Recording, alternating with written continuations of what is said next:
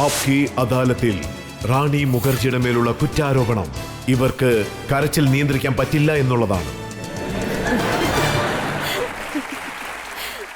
റാണി എല്ലാ സിനിമയിലും കരയാറുമുണ്ട്, കരയിപ്പിക്കാറുമുണ്ട്. അതെ. ഈ കുറ്റാരോപണം ഞാൻ ശരിക്കും സമ്മതിക്കുന്നു. ഇക്കാര്യം സത്യമാണോ? താങ്കളുടെ ബ്രദർ താങ്കളെ സ്കൂളിലും വീട്ടിലും നിറയധികം കരയിപ്പിക്കാറുണ്ടെന്നുള്ളത്? നന്നായി കരയിപ്പിക്കും. പിന്നെ നമ്മളെ ടെൻഷൻ അടിപ്പിക്കും. എന്റെ 2 കണ്ണിലും ഒരു ടാപ്പുണ്ട്. അത് പെട്ടെന്ന് ഓപ്പൺ ആയിട്ട് വെള്ളം ഒഴുകിക്കൊണ്ടിരിക്കും. എന്റെ വീട്ടിലും എന്നെ നന്നായി കളിയാക്കും. ചെറിയ വയസ്സ് മുതലേ ഞാൻ പെട്ടെന്ന് കരയാൻ തുടങ്ങും. താങ്കളോട് സംസാരിക്കുമ്പോൾ പോലും എനിക്ക് പെട്ടെന്ന് കരയാൻ പറ്റും. പക്ഷെ കരയില്ല. തീർച്ചയായിട്ടും കരയില്ല. എന്താന്ന് വെച്ചാൽ കരയാത്ത രീതിയിലുള്ള എല്ലാ ശ്രമങ്ങളും ഞാൻ ചെയ്യുന്നതായിരിക്കും. Thank you Raji sir, thank you. സത്യമാണോ? താങ്കളുടെ ആദ്യത്തെ സ്ക്രീൻ ടെസ്റ്റ് നടക്കുന്ന സമയത്ത് താങ്കൾ അവിടെ കരഞ്ഞിരുന്നു എന്നുള്ളത്? നന്നായി കരഞ്ഞു. രാജാക്കി ആയേഗി ഭാരത് പടത്തില് ഓഡിഷൻ നടക്കുമ്പോ അവര് എനിക്കൊരു സാരി തന്നു. അതല്ലാതൊരു പേപ്പറും തന്നു. നീളമുള്ളൊരു പേപ്പറായിരുന്നു. വലിയ വലിയ ഡയലോഗുകളായിരുന്നു. അതും കോടതിയെ സംബന്ധപ്പെട്ടായിരുന്നു. പിന്നെ എന്റെ കണ്ണ് ഗ്ലിസറിനൊഴിച്ചിട്ട് കരയാൻ പറഞ്ഞു. ഞാനെന്താ വിചാരിച്ചെന്ന് വെച്ചാ ഇവരെന്ത് പടമാണ് എടുക്കാൻ പോകുന്നതെന്ന്. ആ സമയത്ത് ആക്ടിങ് എന്താന്ന് എനിക്ക് അറിയേയില്ലായിരുന്നു. പിന്നെ നിറയെ ഗ്ലിസറിനൊഴിച്ച് എനിക്ക് കണ്ണേ തുറക്കാൻ പറ്റില്ലായിരുന്നു. ആ സമയത്ത് എനിക്ക് ഒന്നും മനസ്സിലായില്ല. എന്റെ അമ്മയ്ക്ക് ഞാൻ ഹീറോയിനെ ആകണമെന്ന് വളരെ ആഗ്രഹമായിരുന്നു. പിന്നെ സ്ക്രീൻ ടെസ്റ്റിന് ശേഷം പ്രൊഡ്യൂസറിനോട് എന്താ പറഞ്ഞെന്ന് വെച്ചാ, എന്റെ മകളുണ്ടല്ലോ, അവൾക്ക് അഭിനയത്തെപ്പറ്റി ഒരു കാര്യം അറിയില്ല, അതുകൊണ്ട് അവളെ സെലക്ട് ചെയ്യരുതെന്ന്. നിങ്ങളുടെ പടം പൊട്ടിപ്പോകുമെന്നും അവൾക്ക് അഭിനയിക്കാൻ അറിയില്ലെന്നും പറഞ്ഞു. ആ സമയത്ത് എനിക്ക് ഒരു കാര്യങ്ങളും അറിയില്ലായിരുന്നു. എക്സ്പീരിയൻസും ഇല്ലായിരുന്നു. I was just I think 15-16 വയസ്സേ ഉണ്ടായിരുന്നുള്ളൂ. ആ സമയത്ത് കോടതി ഡയലോഗുകളും ഗ്ലിസറിൻ തേച്ച് കരയാൻ പറയുന്നതൊക്കെ എനിക്കറിയില്ലായിരുന്നു. സോ നാച്ചുറൽ ആക്ടർ ആയതുകൊണ്ട് എനിക്ക് കരച്ചിൽ നന്നായി വരുമായിരുന്നു.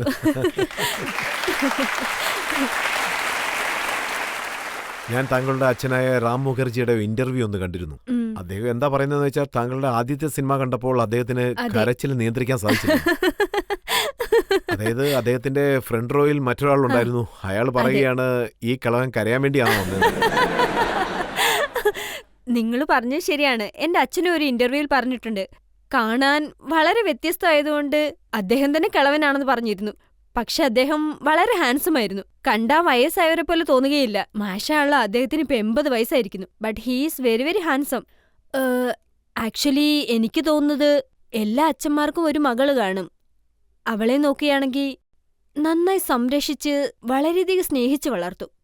പിന്നീട് ആ സമയത്താണ് അച്ഛന് സെക്കൻഡ് ബൈപ്പാസ് സർജറി നടന്നത്.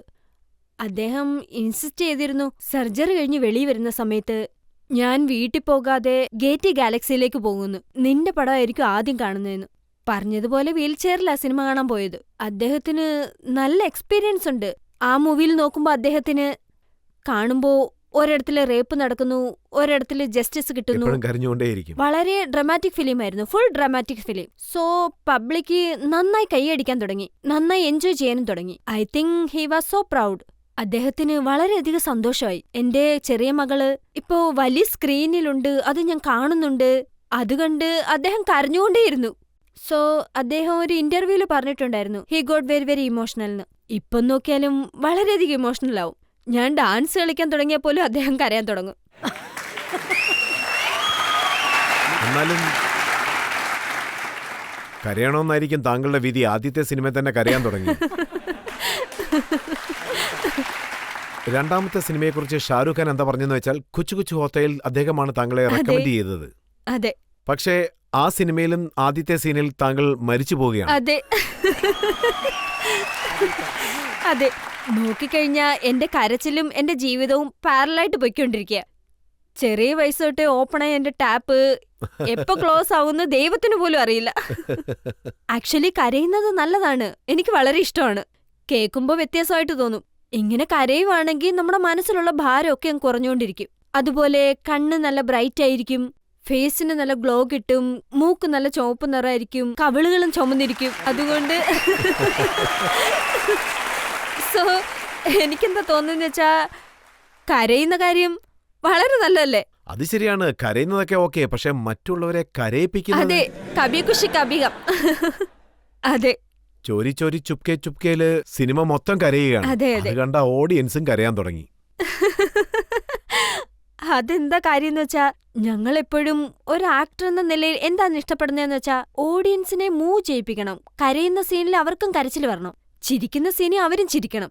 മാത്രമല്ല പല ആൾക്കാരും പറഞ്ഞിട്ടുണ്ട് റാണി നീ കരയുമ്പോ വളരെ നല്ലതാന്ന്.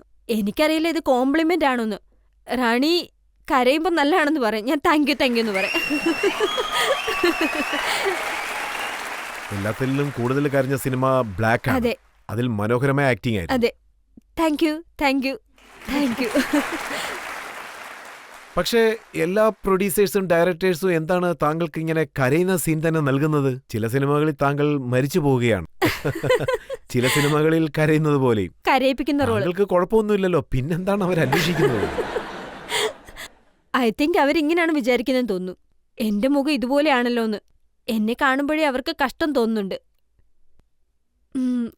അതായത് റാണി കരഞ്ഞാ നമ്മളും കരയുമെന്ന്. പബ്ലിക് താങ്കൾ കരയണമെന്നൊന്നും ആഗ്രഹിക്കുന്നില്ലല്ലോ. അതിനല്ല ഞാൻ അയ്യ കൊണ്ടുവന്നത്, എല്ലാരും ചിരിപ്പിക്കാൻ വേണ്ടിട്ട്.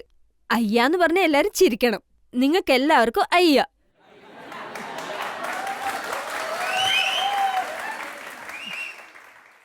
നിങ്ങളുടെ ലൈഫിലെ അയ്യ മൊമെന്റ് എന്താണ് മാഡം? അയ്യാ മൊമെന്റ് ഇന്നാണ്. നിങ്ങൾ എല്ലാവരും ഞാൻ കാണുന്നില്ലേ? अय्या व्हॉट एन ऑडियन्स. अय्या किती छान ऑडियन्स आहे.